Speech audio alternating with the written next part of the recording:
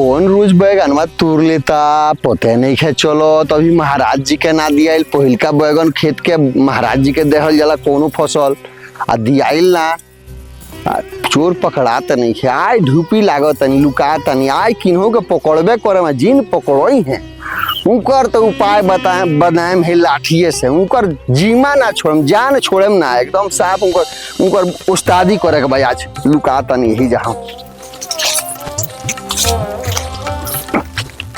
एक हफ्ता से अदौरी कीन के लिया के धैले लवे ना लगत रहो कि हम बैगन तूर के आ ले जाके ओमे फेंट के बनाई चटका आ खाई। पंडित आवत नहीं खेनु बाप रे न तो इतना खिसिया कि खेत खेत के लाठी से मारेला। वैसे ताज एक बोरा चोरा के ले जाए भले उ केने न गोल बा ओने बियाह में श्राद्ध करावे के बियाह करावे चलो लगी ने बड़ा तूर के खाए खूब बड़ा निमनो न लागेला। एक बोरा चोरा के आजू ले जाए।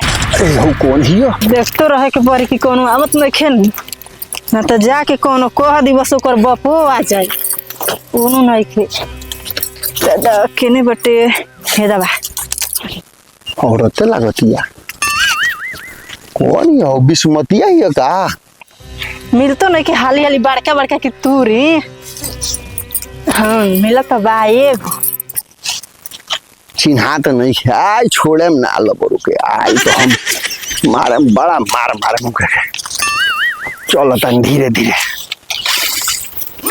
बिस्मतिया हियो था है बुझातिया। अच्छा ई करे का पकड़ो तनी हम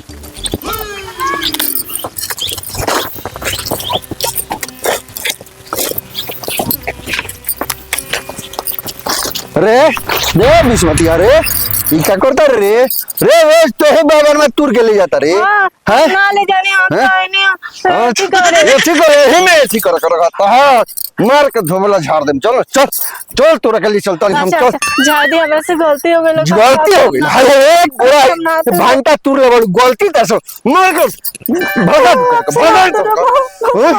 तो तहारा छठी के दूध याद दिलाओ तनी हरामो कुत्तो दोगलो हराम जाती हमारे चल चल तोरा के थाना में ले चलता है तोरा के जेल ना भेजनी तो फिर तोरा पता चली जाए कौन पंडित जी के खेत में ते चोरी कोई ले रही है।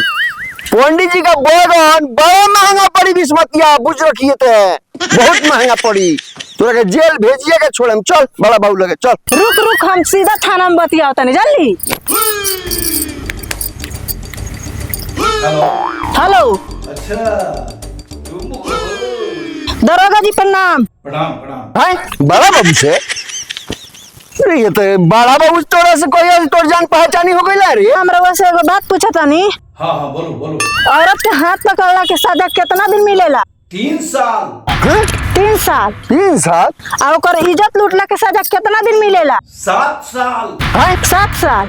7 साल के रे ये तो क्या बतिया होता रे बिस्मतिया ते रुक तोरा पर हम अपने छात्रा केस क के आ 7 साल वाला सजा तोरा कटवाम जानली। अरे बड़ा बाबू तोरा इतने खास हो गइल बड़े जे हमरा के जेल भेजी है तू हमर हाथ पकड़ता रही अब तोरा पर हम छात्रा केस क के छोड़े। चोरी ऊपर से सीना जोरी ये कहां के न्याय हो ए भाई बहुत कलयुग आ गइल बा घोर कलयुग आ गइल बा भाई।